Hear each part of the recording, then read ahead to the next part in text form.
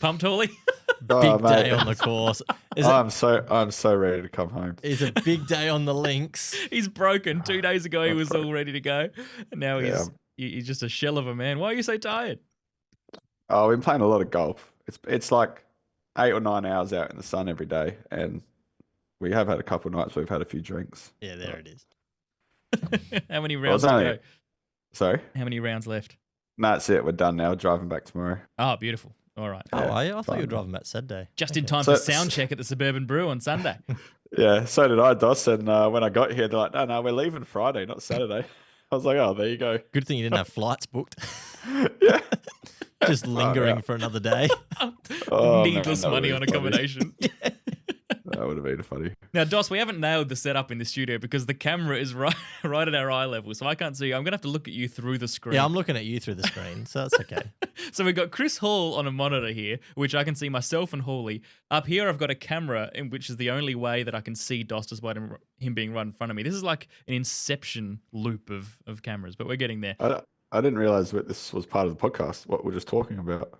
Are we recording now? I'll review it and we'll see what we put in. I reckon we might put in the bit about you being ready to go home. This might be an outtake at the end of the episode. Yeah, Dos has already voted. He doesn't want this at the start. No. Too shoddy. Yeah, it is. We've got all of our new Triple J listeners from my live interview, and they're thinking, what is this clown show? Now, boys, I put a video up on the Insta today saying 92% of our online tickets are sold. Now, that's a great number. It's a fantastic number. 92% is very specific too. I was waiting for 92.4% or something like that. No, I didn't have room for decimals, just for the integers. But look, 92%. There will be just a handful of tickets for walk-ins, but we're not advertising that. That's just going to be Suburban Brew locals who can't stay away even for a Monday morning. No, this will be Chris Hall's entourage rolling in with him. Yeah, I don't think the Halls have purchased their tickets yet, have they? Well, an extended family member has, but I haven't seen any Halls on any of the names, no. I'll get to it tomorrow. Okay. Well, look, there's literally about 6 tickets left online, so you'd want to hurry because we're going to close those doors. So if you have not bought your ticket for the live show on Monday, the Super Bowl, then do it. But look, I'm not going to beg anymore because we've got a crowd, man. I'm so excited, Dos. We're going to have, 80, 90, maybe 100 people there.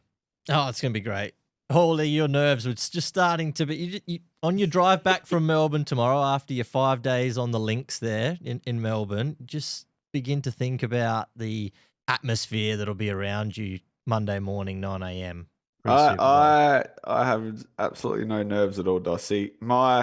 I make mistakes in the podcast. Everyone knows that. I'm a bit rough around the edges, whereas you're Mr. Perfect.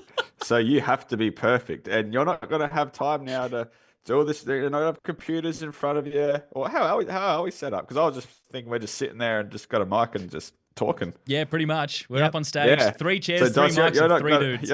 You're not going to have your EPA stats in front of you, Dos, and all of this rubbish. So if you stuff up, it's going to be embarrassing for you, buddy. You think that, but I've been tasked with doing Dos's trivia. So I need some sort of screens in front of me. No, you have to remember that too, Dos. Oh, get out of it. Well, I'll be all right, actually. I've got my questions already lined up. Some crackers for the audience. All right, boys. Well, this is the longest ever pre-intro song intro we've done. So I may as well just make it even longer and say this episode's brought to you by Jericho Australia, jerichoaustralia.com. If you're a man and you've got some needs above your neck, they're the people for you. Just not dental. Yeah, not dental, not nasal, not hearing. It's basically hair related. Yeah, they cover it. Just beards? No, not just beards. You guys know. Just go to jerichoaustralia.com. Cologne, aftershave, like... All right, well, below the neck as well. Below the neck as well. Antiperspirant? Discount code in the description. Let's get into it.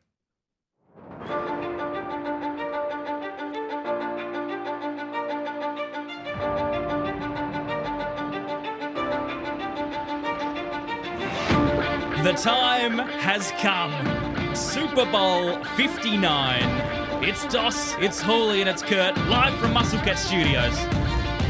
Well, Hawley's in Melbourne, but you get the gist. We've got our first live show coming. It's Kansas City, it's Philadelphia, 2 enemies of the people, the Chiefs even more so, with all that's happened over the last few years. We're going to preview that for you tonight. Who wins and why, how the Eagles can do it, how the Chiefs can do it. We have a lot to talk about, boys. We've also got some trade news. Trade news, can you believe it? In Super Bowl weeks, we've had 2 massive names that have been put on the table. We've also got the Australia game that's been announced. Dos, I mean, you've been here You're basically acting as my chief of staff, my secretary during the interview just before, handing me little written pieces of paper with facts and research notes for the interview, and you did a great job. Oh, thank you. Yes, a little disappointed I didn't get my own little appearance on the interview with Triple J, but that's okay. Well, look, I mean, it is a milestone in the show because it's the first time that a radio station's approached us. Right, the last time we went out to 5AA and said, "Would you have us on?" and they said, "Sure." But this is the first time we just got a random message saying, "Hey, you guys are great." Paraphrasing. Do you want to come on the show? So DOS, I'm sure they'll start rolling in soon. They did specify they only wanted one of us on. They didn't say which one. They just said one. So I took it upon myself. You okay with that? Yeah, I'm okay with it. I just want it noted for future reference. That's all. All right, fair enough. Well, next time a message comes through, DOS, you're the one that usually reads them. Just don't tell Curtis. Just do the interview. He is the gatekeeper. Look, if he sinks my business in 7 foul minutes on air that I didn't know about, there will be hell to pay. Log into the host Zoom account and just run it from my place. You know my password too, so you could. You were logged in as Curtis DeBoy for about 4 months there last year. I was, yeah. Well, I've been asking you what my password is for all these things lately. Yeah. Look, boys, a lot going on. Let's start with the Australia game in Melbourne. We all know now, coming to the MCG 2026, not the 2025 season. We've got 18 months. We've got the whole 25 season to go through. But it looks likely probably maybe not September. Maybe there is a clash. Who knows? Probably October would be my guess. October 2026. Yeah. We're all excited. We're all pumped. The Sydney siders listening are not happy. Or our loyal friends in Brisbane. Listeners, lots of them. Where were they going to play that? Suncorp. Oh, turn it up. You've got Suncorp versus the MCG. Yeah, but Suncorp's a good fit for it. Yeah, good shape. How many people at Suncorp Stadium? 60, 65. Okay, that's actually pretty good. That's bigger than I thought. I apologize. Do you want me to check the capacity of Suncorp Stadium for you? DOS's trivia, capacity of potential NFL grounds in Australia. I don't think is it 65? I didn't know it was that big. I might have gone a little heavy. Paulie, what's your guess for Suncorp? I would have thought does Suncorp even hit 50? Yeah, I would think it was about there. I had even at high 40s in my mind. DOS struggling to Suncorp Stadium capacity. It's 52 and a half. Okay, there you go. Turn it up, DOS. Yeah, exactly. I went a little heavy with 65. Double it and go to the G. I went a little heavy with 65. Well, what about, was it a core stadium in Sydney? That's about 80, isn't it? What, Stadium Australia? It's out in the sticks, mate. You know, no one's travelling there. Not since 2000 have people travelled all around the world to go to Stadium Australia. But look, 83,500. That's a good crowd. Intercity rivalries aside, it's massive news. It's something that we had sort of felt was coming ever since the Rams put down their markers in Australia and the Eagles as well. We know there's a big Eagles market over here. We know there's a big LA market because it's easy to travel. We suspected it may happen, but it probably came a bit more suddenly than I thought it would, and all of a sudden, here we are. And this is a chance for Australia now. If they get this first one right, we've seen the model in London. You get the first one right, you get the second one right, and you get 2 or 3 games a year from that point.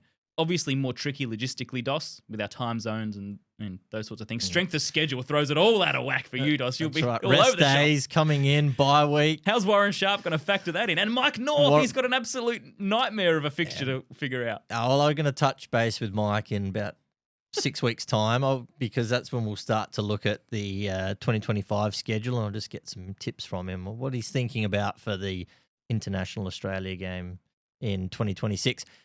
Fantastic, though, news for us, obviously. We spoke about it earlier in the week. Yeah, we just didn't know the details. Now that it's formal, it doesn't look like that the Eagles will be here for it, based on not in year one anyway. No, who the Rams are scheduled to play, and also the Eagles are reluctant to give up a home game in Philly, obviously, to play a home game in Australia as well, and it's a significantly longer travel time when you're looking at an extra 6-7 hours to get here from Philly to as compared to LA. But yeah, great news for us. So I would say it's probably going to be another West Coast team. Yep. Looking at the Rams schedule, they got the 49ers in there, the Chargers. Niners have a big base 49ers.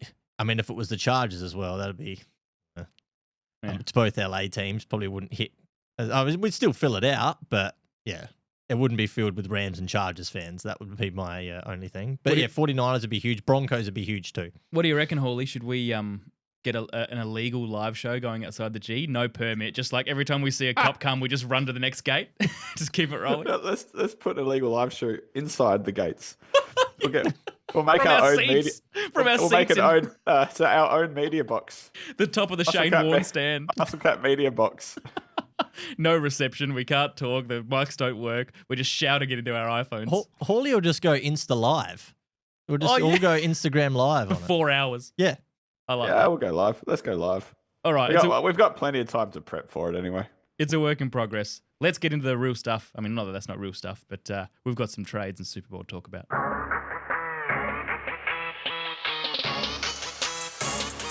All right, lads, before our Super Bowl preview, we can't ignore the trade news. We can't ignore it. They're two massive names, Myles, Garrett, and Cooper Kupp. We know that Garrett requested a trade out of Cleveland because he wants to win rings, DOS, and that's not going to happen at the Browns. He's sure of that. So are we. Cooper Kupp, the opposite story. He wanted to stay at LA, and they told him, and he was surprised by it, you're out. Now, they didn't shock him quite as much as Luka Doncic was shocked when he was just traded. Yeah, that's right. Just gone. At least they've told Cooper. How about Luka buying a $15 million house in Dallas a week before he was traded? Oh, God. That's beer money for Luka. That's all right. Still, that Well, doesn't not really- anymore. He loses $115 million on his contract. But I think anyway. Anthony Davis put down $30 million in a place in Bel Air in LA there as well. Just you won't be able to live there for 6 months. So. Well, boys, let that be a lesson to you, okay? Don't go spending your muscle cat contracts just like that. I still haven't invoiced you, actually. Can't invest in property, Hawley, with our muscle cat contracts. You take care of the pennies and the pounds will take care of themselves, all right? Now, Myles Garrett, where do we think would be a good fit? Where do we think he's going? Let's just throw up a couple of names. Hawley, why don't you start? You got one for Garrett? Not necessarily. I mean, he fits anywhere, man. Like he'll slot. All He right, does, maybe like, fit's a bad question. Maybe where should he go? Where do you want him to go? Kupp's an easy one to work out where he should go. If he wants to go to a contender, then I mean maybe something like the Bills. The Bills is probably the one that they're on that edge of cracking it. They obviously need to knock off KC at some stage, but someone like Myles Garrett would really, really help that. If not them, then chuck him out to a San Fran. They'll be strong again next year. If that's what he's chasing, I think he goes to anyone that's a top 3 or 4 team. Like even chuck him down take him to Pittsburgh. Imagine that front. Like that would be unbelievable. TJ Watt, Myles Garrett. You got some guys there that defense is strong. I mean, if he wants to go another strong defense, the Chargers. You can reel off any of the top 10 teams that will be competitive next year. And I think he's the kind of guy that you make room for and he just fits. I guess you hit it on the head when you said contender, because it has to be a contender. Otherwise, he's not interested. DOS, the Lions. I like the sound of the Lions. Hutchinson, one side. Garrett, the other. Imagine that. The Commanders. I mean, you'd be all over the Commanders. That's what you want. You're the number. You've abandoned the Packers. You officially go for the Washington Commanders. This is untrue. It's because I was on Washington at the start of the year. I thought this would be the uprising of the Commanders, and I was proven right. So the biggest one might actually be Cincy. They're the ones. Their offense is ready to go. Their defense is really lacking, and we saw that this year with Joe having an unbelievable year, but they couldn't even crack the playoffs. So someone like a Cincy is probably screaming out for someone like Myles Garrett. The only two things about Cincy and Cleveland, I just can't see him trade to Pittsburgh going with an interdivision trade. Like I just can't see the Browns going to Cincy. Here you go. Or to Pittsburgh, here you go. I like the fit in Washington. Adam Peters, when he was in San Francisco, he was part of the leadership that brought Christian McCaffrey over, traded for Marshawn Lattimore at the deadline with Washington. So he's got that big trade or big name player trade experience behind him. He's not afraid to make a splash. And they've got the cap space to bring in Myles Garrett and the draft capital as well. But don't be surprised if the Philadelphia Eagles and Howie Roseman is not on the phone with GM Andrew Berry asking, what do you want? Because they can make it work, and you can make it work with Garrett's contract. The biggest losers out of this from a player perspective, yes, absolutely are Cleveland, but also financially, it's Cleveland as well because of the way the cap structured. For him and what he's due to make. Now, he is due to make under market value for the position he plays, the premium position, pass rush in the NFL compared to what some of the other guys at his position are making. He's probably 10 mil less a season than a few of these guys, right? And then the easiest path for the Browns is to do a post-June 1 trade or salary cap release which means they have to wear a $5 million roster bonus in the new league season. But then also any of that trade is in the 2026 season. Whereas if they want to trade him in the 2025 draft, which they can do, or before that, they got to wear in the realm of like $25.5 million of dead money. So is next that season. is that an error on the Browns' management, or is that just an unfortunate circumstance of how these contracts go? It's just because he's got two years left on his contract. It's the way that the contract is currently structured. I only ask that because I'm trying to pin as many errors as I can on the Browns because it's just an extraordinary list of woe. Well, the Browns have come out and said we don't want to trade him. Yeah, and so they don't have they're to. signing him to this contract with the view of he's going to see out his contract, and we might even sign him again once the contract is finished. So when he comes out and says, "Nah, I want to leave now," it's not really on the Browns, is it? Well, it sort of is because they're so incompetent that the one good player they have that they did sign up for 5 years doesn't want to see it out. All right, when you put it that way, it makes total sense. And also, I know that publicly they'll put up the posturing saying they won't trade him, they don't want to, but they will. They'll trade him because it's absolutely fruitless trying to keep him now. They need to publicly play this game to get as much as they can out of the trade. Obviously, they're not going to roll over, but they'll trade him. He's gone. What happens if they sit there and say, actually, you know what, we're not? Will he sit out, do you think, Doss? Yeah, it'll be a holdout. It'll be a holdout. It'll just be a holdout. And then he's not getting paid. And so, to be honest, for Cleveland, it's probably not a bad option either for the moment. And then team gets Save desperate some money. week 5. There they go. Yeah. Okay. Well, that's Garrett. Let's quickly look at Kupp. There are some names. The Commanders again spring to mind. The Texans, the Ravens, the Bengals. Hawley used the Bengals for Garrett. I think the Bengals are a huge chance for Kupp. That's the one that I see, especially if T. Higgins goes. If Higgins goes and you can get Kupp in for less money, not a like-for-like player. Obviously, they're different in some of the things that they do, but gee, that would be a nice replacement. I'm almost thinking it depends what Kupp wants. I'm sure he wants championships, but they'll trade him. The Rams will trade him to whoever gives them the best offer at the end of the day.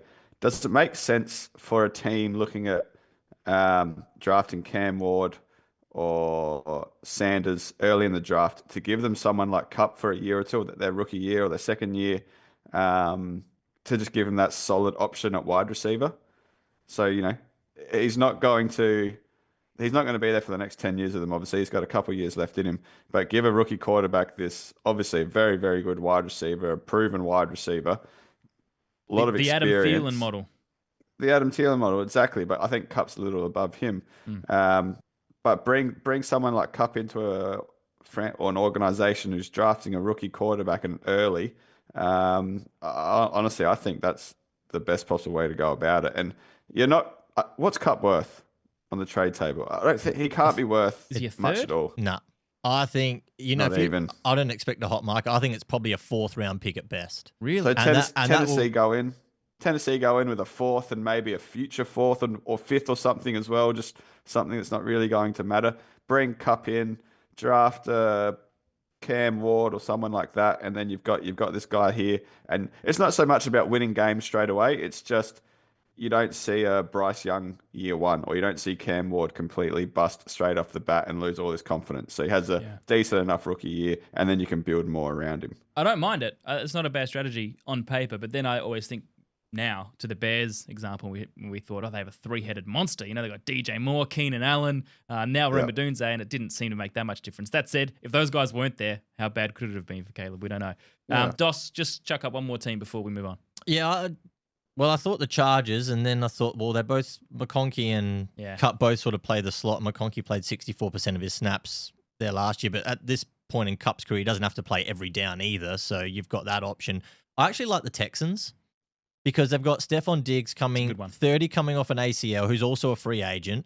Unlikely he's going to be available for week 1. Tank Dell's probably going to miss most of the 2025 season with that. Tank Dell may not play much football. He may not. So really that just leaves Nico Collins and, Dalton Schultz as your tight end. So if you've got Cooper Kupp as your slot receiver underneath, reliable, Nico Collins stretching the field, then that gives the Texans, offense a bit more of a dynamic look. So I like the fit in Houston. I like that a lot too, Doss. Let's get into the Super Bowl because I can't contain it anymore. It's here.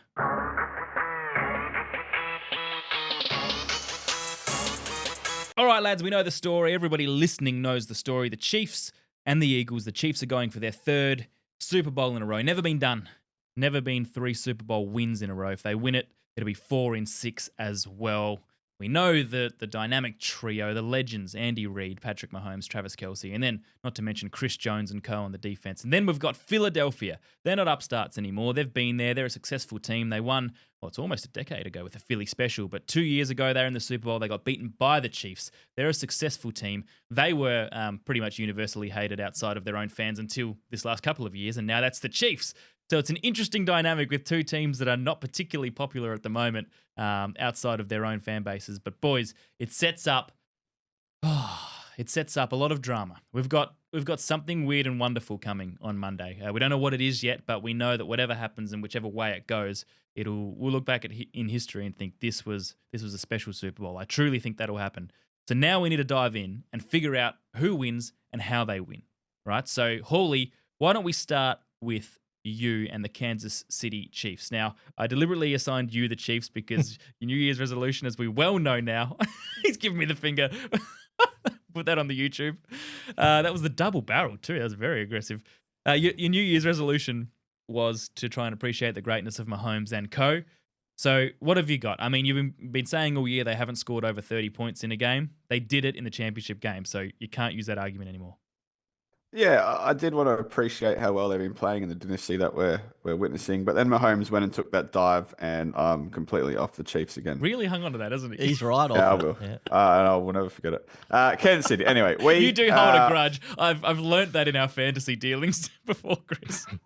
Yeah, well, fair. Yeah, well, no, don't forget about the stuff that we've been through, Curtis. Don't you worry about that. We as a group, well, probably I guess myself a little more. We have. Like you mentioned, I've been worried about this offense a little. The lack of 30-point games.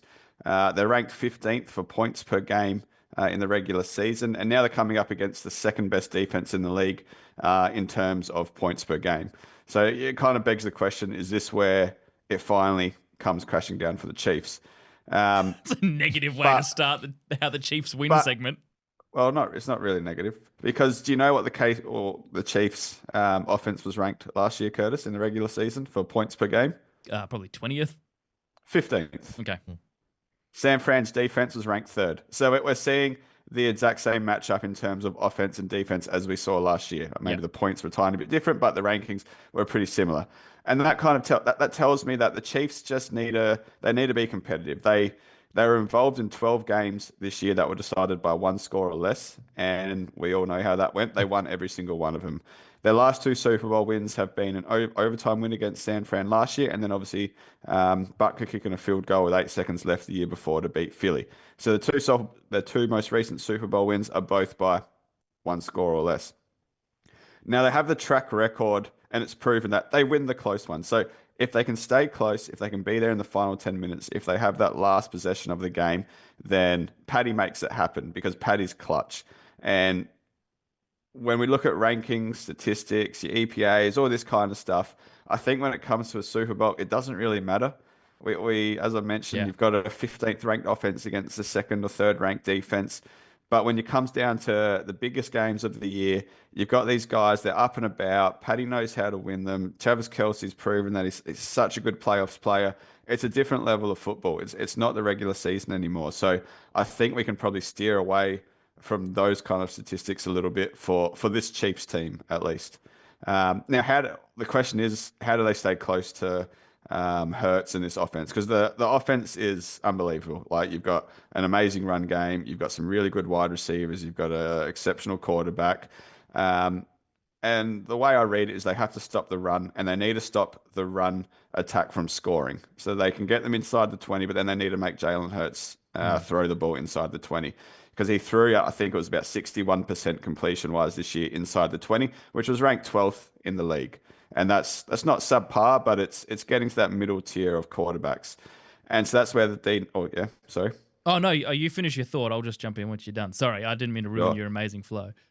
No, you're right, mate. And that's where they need to take advantage. They need to stop the run in the red zone, make Jalen throw the ball and stop touchdowns, force field goals, and take the pressure off of Paddy and this offense. Because, anything over 30 points is still a difficult game coming up against a very capable defense. Now, the other key here, which I think is a really significant part of this run offense and stopping the run offense. And it's only a small thing, but it's just the tush push. Yeah. Saquon is an absolute star. He's going to get his yards, but KC needs to stop the tush push because it's a genuine cheat code at the moment. I don't know if you boys noticed or you saw in the news that Josh Allen didn't quite convert that fourth down a couple of weeks ago against Yeah, missed Kansas that. City. Yeah, we missed You guys, that. yeah, you might not have seen that, but that was a pretty important part of that game. Now, if that's Philly, if that's Hurts and Philly, they're converting it. They're converting anything under 2 yards. It's a first down lock for him. And Andy needs to get creative. He's as creative, as good as coach as anyone we've probably seen in the game. He needs to find a way to stop it because no one has stopped it in the last couple of years.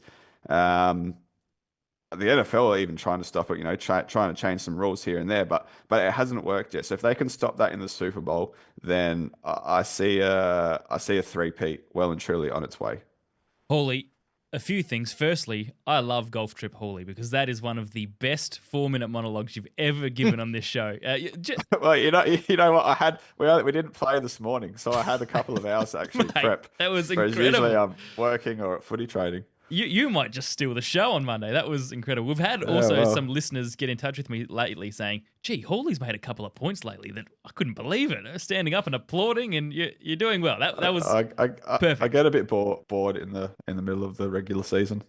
Yeah, that's right. You're a playoffs man. Super Bowl is when you shine. The second bit, you raise a great point about the tush push, and people forget that Hurts scored 3 touchdowns on the ground in the last Super Bowl. He also did it last week. So in 2 very significant games in the last couple of years, he's scored 6 touchdowns, a lot of them the tush push. So that's certainly one thing that they have to stop. The other thing about the Philly offense, the run offense that is that the Chiefs are good at stopping the run. They weren't great against the Bills. I mean, James Cook got on top a little bit, but regular season, they were the second best team as far as run defense. Yep. And they've got some pretty good run stuffers in there. We know their linebackers, Bolton and co, do a good job. Chris Jones is there. And then as far as the O-line battle, I mean, you've got Mailata on one side, who's only conceded 2 sacks all year, and he's got to deal with Danner and Amenahu, who aren't superstars, Dos, but they've pitched in over the last month or so. And then on the right-hand side, you've got Lane Johnson, who's not conceded a single sack this year. And who's he going up against? Georgie Karlaftis, who is red hot at the moment. So that O-line, D-line battle is going to be huge, and stuffing that run, it's the game. That is the game right there. As long as the Chiefs have their intangibles that they always do seem to have on offense, if that's working and they're somehow scoring, then it comes down to that run game. Yeah, it's that brilliance of Mahomes on 3rd and 4th down. It's the creative mind of Andy Reid, who can get Juju Smith-Schuster into a play. He can get Samaje Perine into a play. Last year in the Super Bowl, getting Mecole Hardman catching the touchdown to win the Super Bowl. Guys that you just you don't think are going to be involved at all. That's the brilliance of Andy Reid.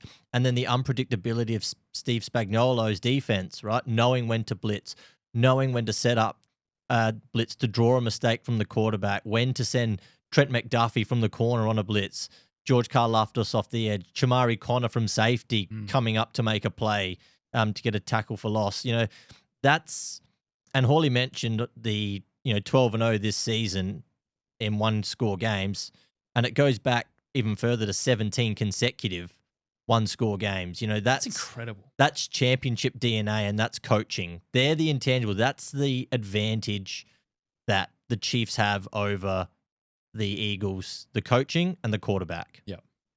Well, while we're going at it, Dos, you had the Philly assignment, so let's roll into that. I know we've talked about the run game, but are there any other areas that Philly can or will excel, and how do they win the Super Bowl? Yeah, well, we'll go back. We'll look at the run game, because the run game 2 years ago against the Chiefs was Kenneth Gainwell, 7 carries for 21 yards. And Myles Sanders. Myles Sanders, 7 carries for 16 yards, and Boston Scott, 3 carries for 8 yards.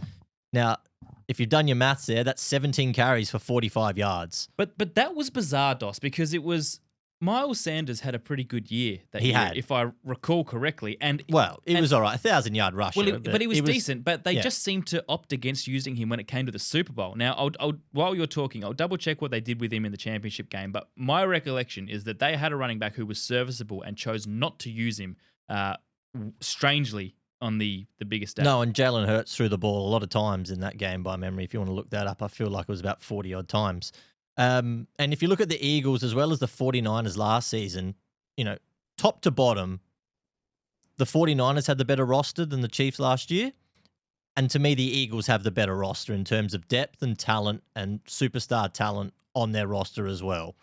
But having said that, and you mentioned the Chiefs' run game, and they haven't given up 100 yards to a running back all season, but Saquon has shown that even against elite run defenses, that behind that O-line, he can put yards on the board. The Ravens had a league best 3.6 yards per carry allowed this year. Saquon still had 107 and a touchdown. Packers had equal third best with 4 yards allowed per carry this year, equal with the Vikings. Saquon had 109 and a touchdown in week 1, plus a lot of yards after the catch as well. And he had 119 in the wild card game as well against the Packers. So it's very hard to stop him. That's the difference on the run game from this Super Bowl compared to what the Chiefs faced 2 years ago. And if we look at the Eagles' defense, apart from forcing turnovers, it's the Eagles' pass rush, right? The Chiefs have struggled, and Curt, I know you've labored on about this all season. They've struggled at both tackle positions. Andy Reid moved Joe Tooney from left guard to left tackle because of that late in the season, and he's going to start there on Monday. But it's right tackle with Jawan Taylor that they've really struggled on that outside. Liability. It's either penalties, it's allowing pressure on Mahomes, it's allowing hits, it's allowing sacks on Mahomes. So Vic Fangio, you can be sure that Nolan Smith's going to go to that side. Jalen Carter is going to be a beast on the interior, and that's going to be a challenge for the Chiefs' interior.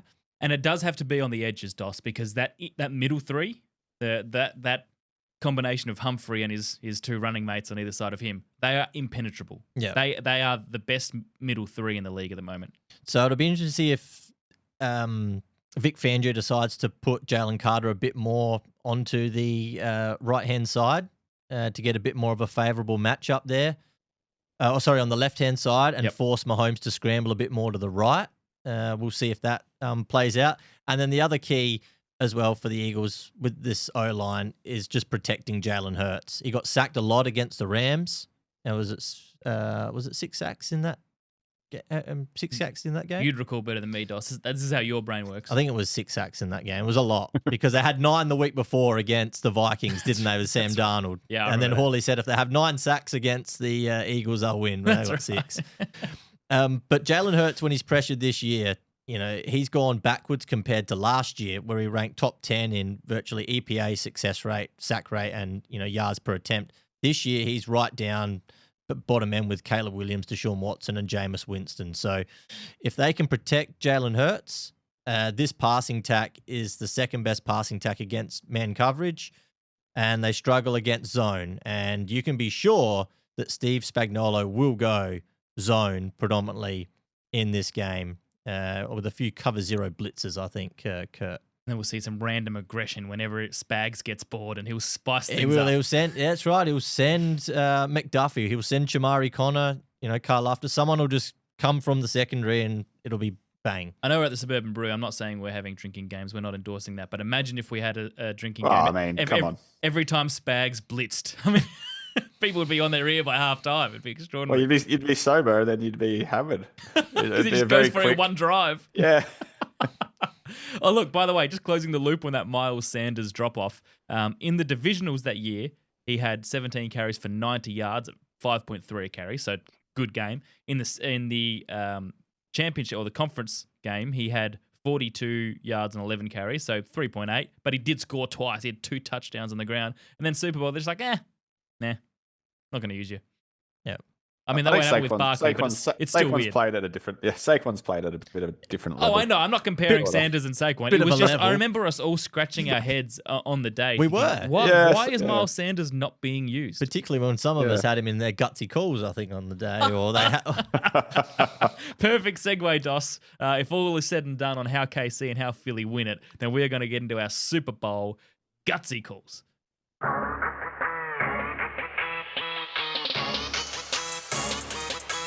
I got a little trivia that I'm not expecting you to answer, but I'm just going to read out a little fact. Okay, please. So Jalen, is it a fact or is it a question? Well, you know what, Hawley? I could answer it because the answer is a Chiefs combination, right? So here we go. Go on. Jalen Hurts and Saquon Barkley are the second pair of teammates ever to have 3 rushing touchdowns each in a game, regular season or playoffs. The only other duo to accomplish this was for the Chiefs in Week 7 of 2004, Curt. Priest Holmes. He's one of them, yep. I'm not going to get the quarterback. Nah, it's not. Go on. Derek Blaylock was the other one. No, not in a million years. I was thinking it could be Derek. I thought you were, Hawley. I didn't want to embarrass myself. Well, you know what, Hawley? And it's the fact that Curt has his 1995 Chief spray jacket. It makes sense that he should know. He should know that. That's just automatic for Curt. Derek Blaylock, he is coming to the live show at the Suburban Brew, if I'm not mistaken. He was the first guy to buy a ticket. Priest Holmes should be coming too. Yep, the priest. By the way, you just reminded me, Doss, I forgot to say this at the outset. My dad rang me with a Super Bowl scoop today. I was working away in Muscle Cat Studios, I get a phone call from Dad, and he goes, "Oh, I've got something for you." He goes, "Call me the Scoop Master." I was like, "All right, well, I'll wait and..." Scoop Master. I said, "I'll wait and hear what it is first." Doss, you'll love this. I know you're looking up some facts, but you got to listen to what Elder Boy has to say. No, I'm listening. He goes, Donald Trump will be the first sitting president to ever attend a Super Bowl. Correct. He is. Can you believe that?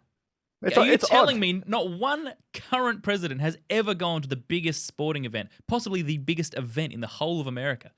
Doesn't make sense to me. It's a terrorist.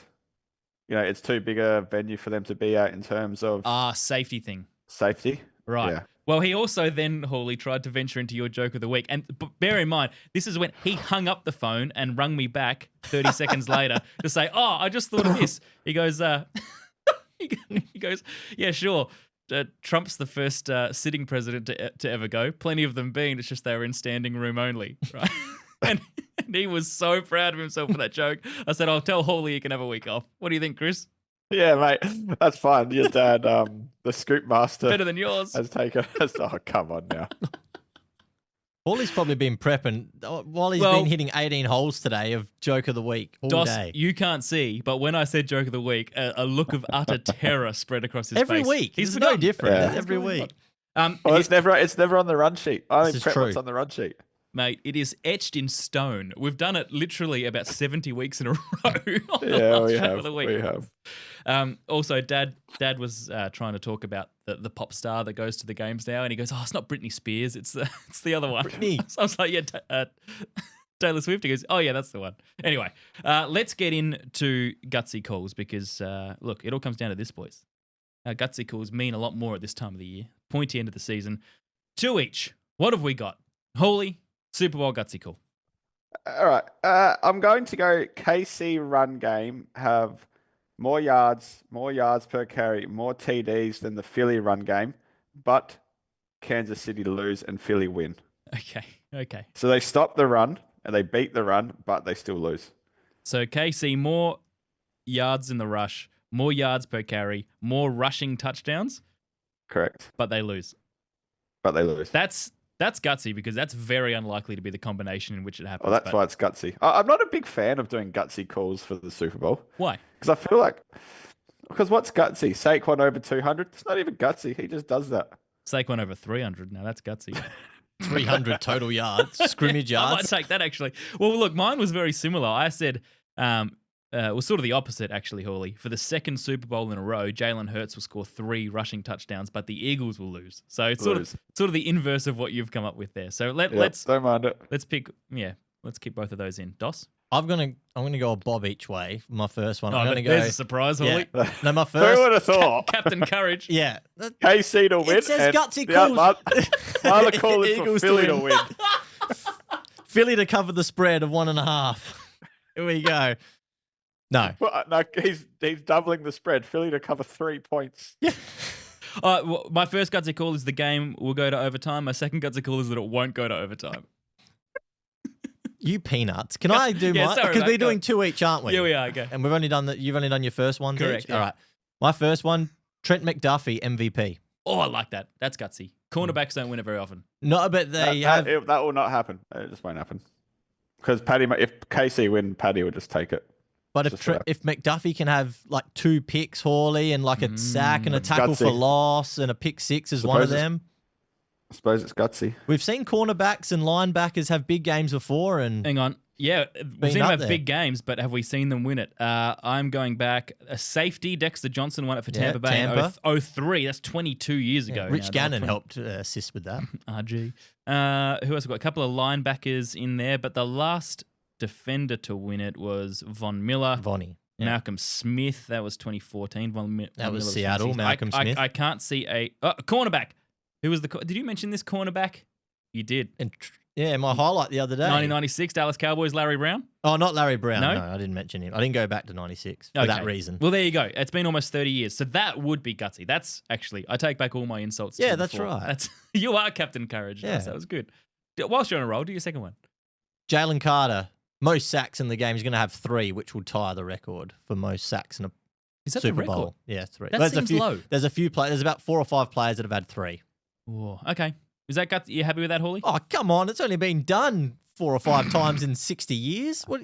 So the record's 3, so he's not breaking anything. I think push it to 3.5. Oh, Yeah, right. that was my instinct. Fine. 3.5. Very good. All right, Hawley, hit us with your second Probably one. get MVP if he has 3.5 sacks. Oh, what would be Yeah, even well. gutsier call is he breaks the sacks record but doesn't get MVP. Multiple levels. My next gutsy call is KC are up going into the last quarter. Mm-hmm. Hurts gets injured in Philly's final drive. Kenny Pickett comes in. Kenny. Kenny leads Philly to the final drive. They score a TD, kick the extra point, win, and that's timeout. That's done. There's no time for Patty to get the ball back. No field goals. But Kenny Pickett is the Super Bowl hero. And they build a statue of him next to Kenny. Nick Foles at the front of the link. And they save heaps of money on granite because he's got such tiny hands. He's shade on Kenny That's my Pickett. gutsy call. Kenny Pickett leads a game-winning drive for Philadelphia. That is, we should have let you go last because that is brilliant. That'd be That's- awesome. Even just coming in for and leading a touchdown drive at any point of the game. Let alone the winner. That's Just trusting him to dress up would be suit up is gutsy for Philly. very good. I like that. I wish you went last, but mine was for the first time an offensive lineman will score a touchdown in a Super Bowl. That would be awesome. Well, that'd be good. That'd be good to see. That'd be so cool. Actually, imagine Jawan Taylor. Big All sins Jawan. forgiven. He wins it, or he drops it, or he gives That'd away a be like penalty. that's an Andy Reid type of call. Well, this is why I'm thinking it, right? Philly have a history with special plays, the Philly special, and Andy Reid, of all people, is the guy that's likely to pull that out for KC. So, yeah. All right. Like that, boys. Couple of final thoughts before we wrap it up.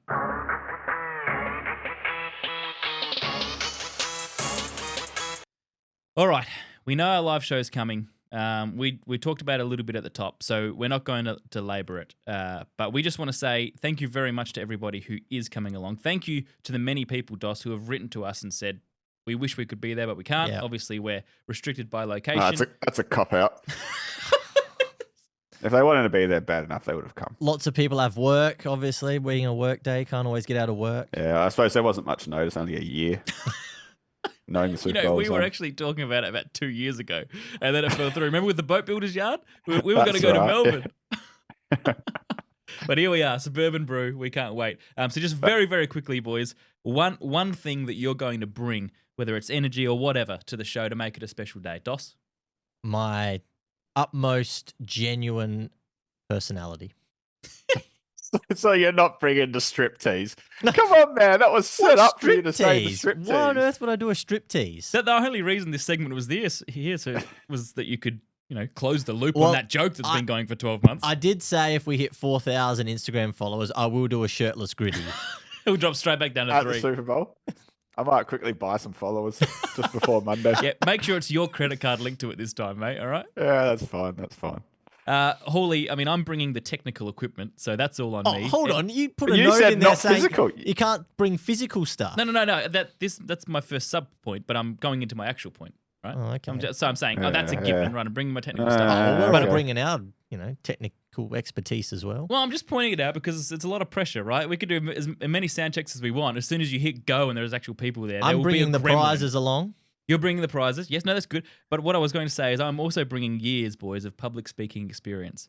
5-time wedding best man. Oh, here we go. 2-time wedding MC, veteran of 395 podcast episodes and 1 live card show, lads. I know you'll be feeling some nerves, but I've got you. What about the couple I hosted? Oh, Did you mate, take I've them said off? for Yeah, I took 2 them off. episodes straight. 2 episodes straight. I'm not feeling nervous at all. Yeah, but you will be. I don't think I will be. Really? Yeah, I'll be impressed. I'll be so impressed if you're not nervous at all. But once we get up there and there's 97 sets of eager eyes, so 194 eyes all on you, Chris, awaiting for you to repeat what you just said with your notes in front of you tonight, which was great. If you can mirror that, if you can get 75% of that out live with no notes, I don't know what I'll do, but I'm going all humour, mate. I'm there for the crowd. I'm not spitting out any Super Bowl facts, so we're just having a bit of a laugh. Well, we still have got the How Kansas City Wins segment in the live show. Do I take that out and just make it Hawley's Jokes of the Year? Yeah, I'll just go through 5 minutes of jokes of the week. Mate, you are less likely to be prepared for that than you are just reading the notes you had before. You can't do one a week, let alone 5 on the spot. I'll be ready for All the right. KC. What are you bringing? It's not so much what I'm bringing. It's more maybe what I'm looking forward to, and it's just meeting all of our fans because Doss is big on his Instagram, talking to everyone. And I haven't really, I've met bits and pieces, a few guys here and there, but I'm quite looking forward to meeting all these guys that have been writing in and listening and conversing with us. And I will be bringing my personal security because I'm expecting to be swamped. Big Dom. But apart from Big Dom, I'm bringing Big Nug. But apart had from to that, pay to get in, by the way. I'm looking forward to having a beer with a few fellas and watching the Super Bowl. Very good. Very good. Now, did you notice he called them fans? We call them listeners, Doss, but Hawley calls them his fans. They're his fans. His fans, our listeners. We all I'll bring my own. I'll bring my texters as well. My own texters, different colours. All right. Look, we're going. Just start signing every team's jersey with Chris Hall 10 on it. Even when people aren't asking for it. Yeah. Can you sneak up and do stealth signings? Put that on the Insta. We come out of it with $10,000 of memorabilia liability to repay. It's not Curt Cam anymore. It's signing Cam. Look, we're going to do these tips live as well, but we have to do it on the show. For all the people who can't be there, Doss, what's your tip? Who wins Super Bowl 59? Oh, man. Every time I pick against the Chiefs, they keep winning. Yeah. And I've gone against them the last 2 Super Bowls. Yes. So please pick against them again. So I'm... Now, you know what? History is not on their side with a 3-peat. I'm going to go the Eagles by a field goal. History is not on their side with a 3-peat just because nobody's ever been this good. Well, Doss is right. Yeah. History's not on their side. Yeah, but... I'm going the Eagles as well, mate. You are? I think this offense this offense is too powerful. This offense is too powerful, and if Kansas City win, then I am leaving the Suburban Brew and never returning. I'm quitting the podcast. I'm actually not quitting it, but okay, cool. Just because we've got plenty of people lined up to take your spot. So if people need to know you're joking, Hawley. Wow, threats, hey, throwing them out. Not going to be sitting next to you on Monday. Nothing like a threat on the eve of our first ever live show, just to really ruin the chemistry. Can you bring the Philly stubby holder for me? Oh yeah, I can do that. Thank you. Absolutely. Look, I'm no surprise here. I'm going for the Chiefs. In cruel fashion again. There'll be something that happens in the last 15 seconds that won't sit right with people. A penalty, a field goal, a doink, something. Overtime. Imagine a double doink off Jake Elliott. Imagine a triple doink from Bucker and in. If from 25 yards he doinks it 3 times and it just stumbles across the post, across the crossbar for the win. Something will happen. I think the Chiefs will win it. 3 in a row. But we'll wait and see. Leo Chanel with another field goal block, getting one hand up. Oh, yeah. You should have said Leo Chanel for the for the MVP toss. That would have been even more gutsy. All right, Hawley. Look, we've put you under pressure a lot this season. I've ridden you hard when it comes to the joke of the week and the expectations. It's because, as you would put it, the fans expect the best. Now, none more than Super Bowl week. The next time you hear from us will be the Super Bowl. So, Chris Hall, please take it away. No worries, boys. What kind of chocolate do you find in airports? Plain. God. I thought it was going to be Aero. Yeah, that's not a bad Aero one. plane, yeah. Yeah. Oh, you were wrong, weren't you? All right, mate. Jeez. All right. I got another one. I got another one. Go on, yeah. I didn't even ask for it. I just read this other one. I thought it was quite funny. What's worse than raining cats and dogs?